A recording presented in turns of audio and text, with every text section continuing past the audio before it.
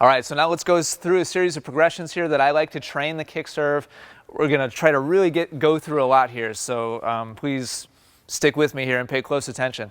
The first thing that we're going to do in this progression is I'm going to put the ball, maybe you've seen this, I've done this in a free video before, this quick drill here. I'm simply going to sandwich the ball between my palm and my racket strings.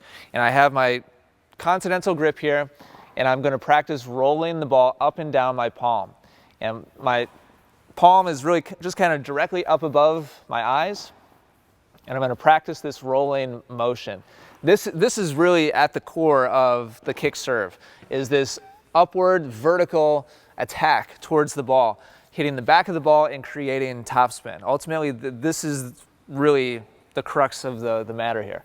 Now, once you've gotten a pretty good feel for that, you can start to roll the ball up off the top of your fingertips. So do a couple of rolls up and down and then up. And I'm sure you won't be able to see it on the video. Maybe if I get a new enough ball, you may be able to see the ball actually spinning. I'll try to face the text towards the camera. And you'll see that, well, that was not a very good one.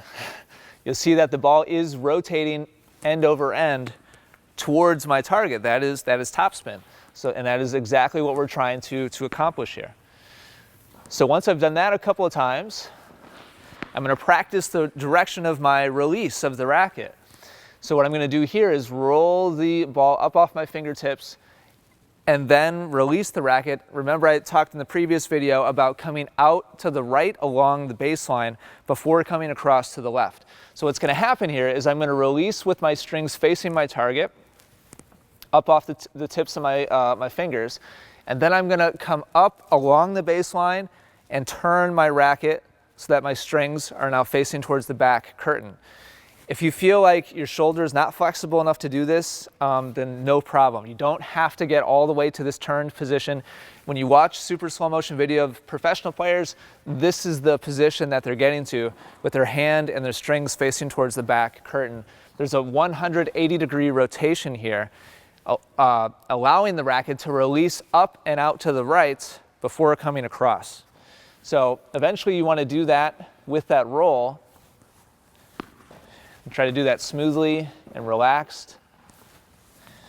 And just get a feel for that direction of release along the baseline. And this is the most crucial thing. As long as you release through the baseline and towards your target, you will not make topspin. The only way to make topspin is to come up and out to the right and then across to the left side of your body.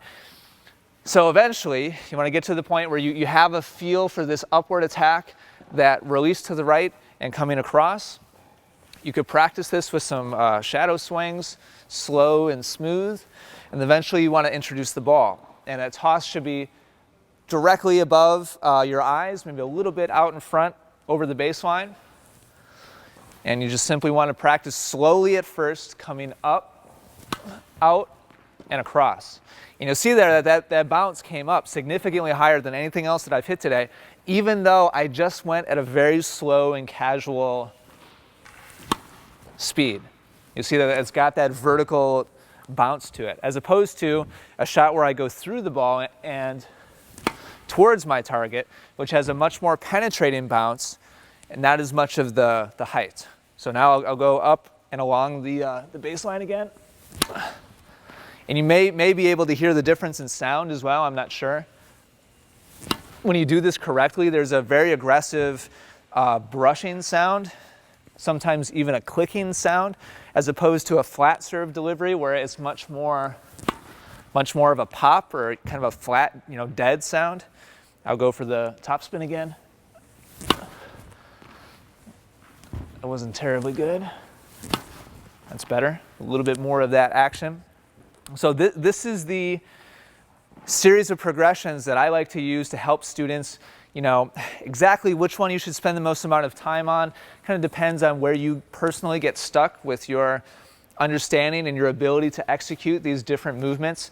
But these are all the pieces that need to be present.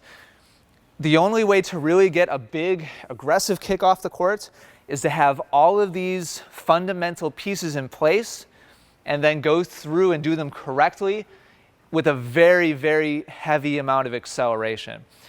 You saw here that I got some pretty good bounces, even though I was going pretty casually.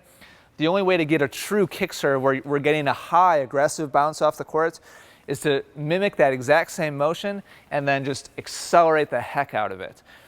If you're accelerating fast, but you're not getting the bounce, then I can promise you that these elements that we just talked about, something in there is missing. You should be able to get that vertical bounce even without accelerating very fast. The only way to get a big bounce is to do it correctly and accelerate on top of that, which if you're not used to this motion is not easy. So my biggest advice to you would be to take this slow, take it piece by piece, get a feel for each of the different progressions and the different elements that I just showed you. Give yourself time to get a feel for it. Especially because if you go at this really hard right away and you're not doing it right, it can lead to injury of the shoulder, the forearm, the back. So, I mean, quite honestly, be careful with this serve. Make sure that you're getting these elements down right. When you're doing it correctly, you won't be hurt as long as, if you've been playing tennis for a long period of time, your body's going to be used to these motions as long as you're doing it correctly. But when people start tossing way back behind their head and they're like trying to arch way back, that's when people typically get hurt. That's not necessary. The toss just needs to be directly over your eyes, and that's more than enough to be able to attack from below it and create that topspin.